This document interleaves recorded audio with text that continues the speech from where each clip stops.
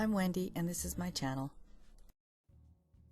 So this is my scraped canvas where I did my experiments with my base coat, and I will leave a card up in the corner there for you to check that video out. And we're just going to lay down a base coat of this. I added some varathane into this just so I would get a little bit more of a reaction than I might get with just the paint itself.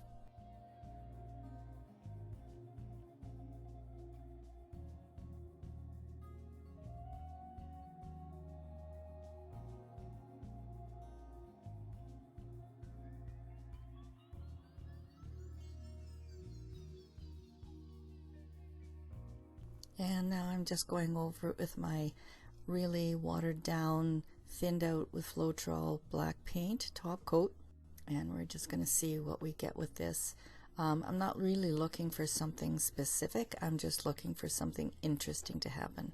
I got a lot of chevrons, which if you've seen any of my videos where I complain about chevrons, I hate them. They're not my favorite shape at all. So I'm just taking a palette knife here and going over and swiping my reactive black through some of those lines I don't like. And I wanted to see if I could add a bit of metallic shimmer, so I decided to add some swiping with a silver. This didn't turn out so great. It just, yeah, maybe if silver had been in the mix and then just popped through here and there, if I'd added it at the time I dumped the paint on the canvas to start. But the swipe just didn't do it for me. It was more gray and very uninteresting. So I'm just blowing it around with my air gun here just to get some movement and get rid of that flat gray swipe. And after I did that, I added some swipes of the red just to bring a little more interest into the colors. The pale pink was sort of lost there, so I added a little more vibrancy.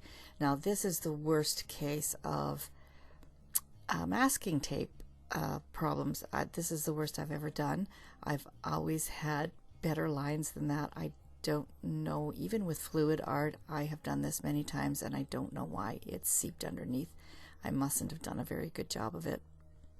Anyway, I wiped it off best I could.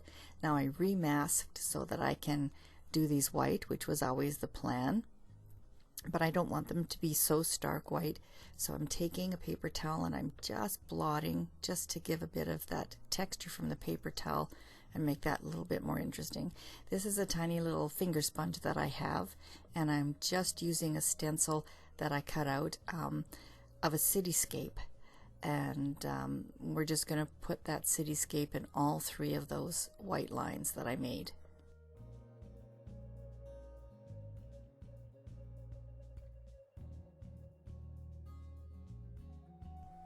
And this stenciling turned out to be a little messy as well around the edges, so I'm just going back in first with white and I'll clean up those areas, and then I went in and cleaned up the black as well.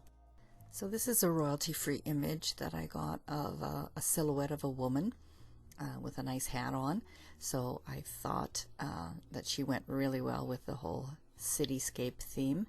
And I'm just taking my red alone first just to completely outline the figure, and then we'll go in with the combo of pink and white and give her some interesting color fades.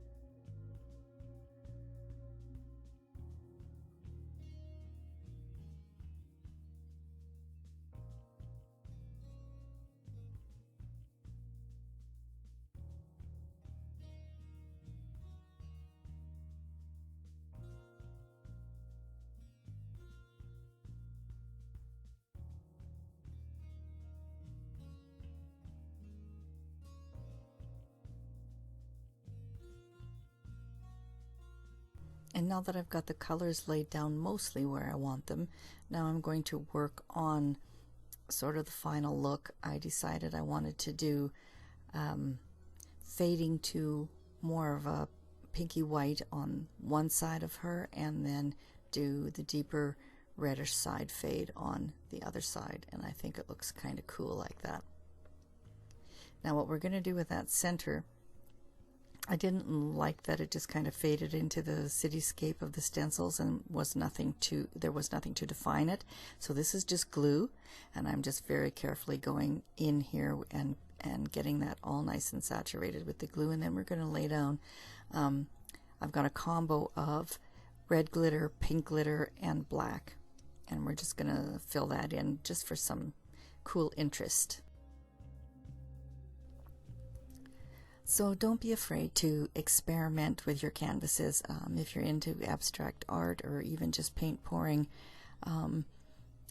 there's nothing wrong with combining techniques, nothing wrong with it at all, and nothing wrong with adding dimension to your paintings or different and unique items to glue on top, stencils, so on and so forth.